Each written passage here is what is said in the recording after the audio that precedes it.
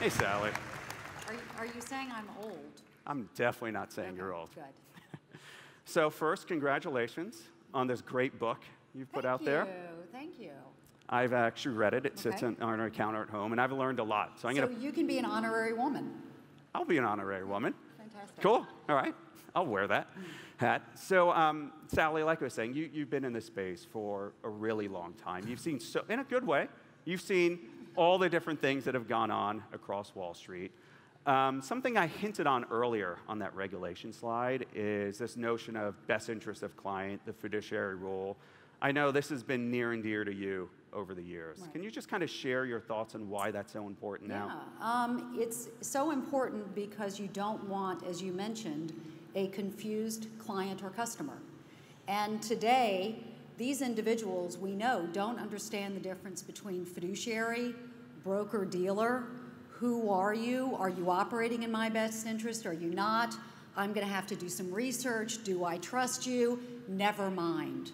And to my mind, we should go to the highest standard. What we do hear from investors and from clients is, I don't know what fiduciary is, but I think it sounds good.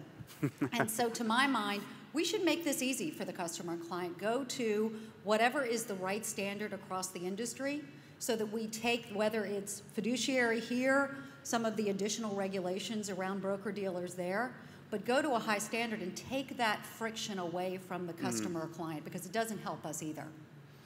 So in reading your book, I'm going to show you that I did read it.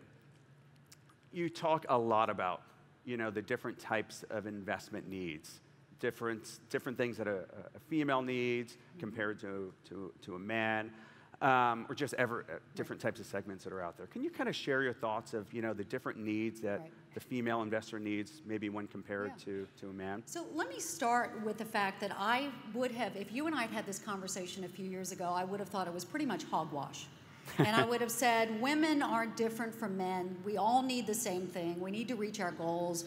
We need to get terrific returns. That's what we need. However, there is a gender investing gap in this country. Women invest less than men do.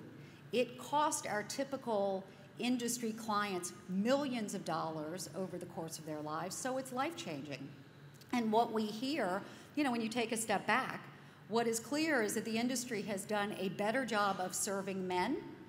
So the attrition rate for men from their financial advisor, if the financial advisor stays in his seat, if neither of them die, that's important too, is a single-digit %. Wow.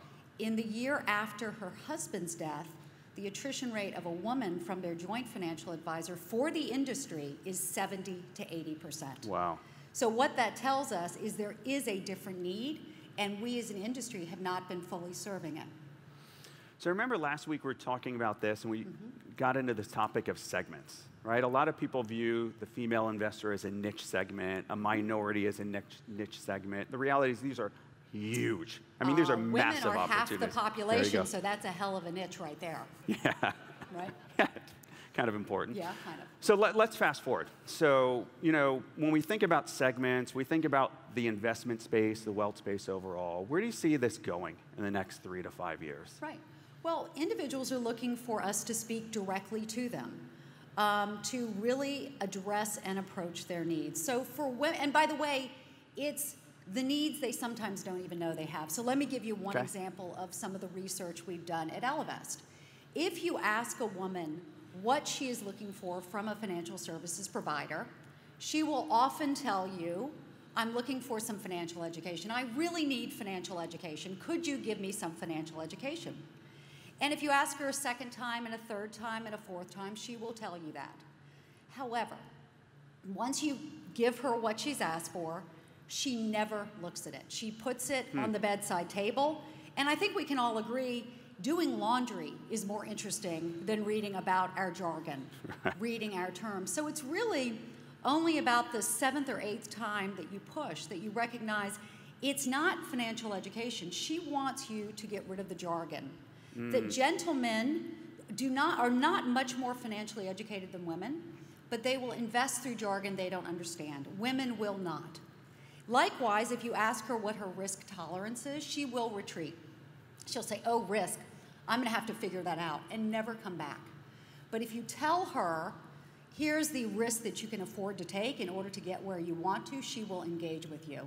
So it's really understanding at a very granular level, not just what she thinks she needs, but what she's really telling you. Maybe one last question on that is technology. Right? We haven't talked about that, but how important do you see tech as part of this? Oh, it's massively important.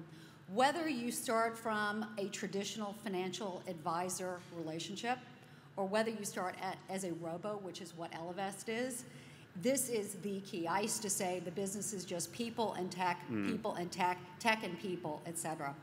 And where I think the traditional industry will go is that they will move more towards the tech robo side.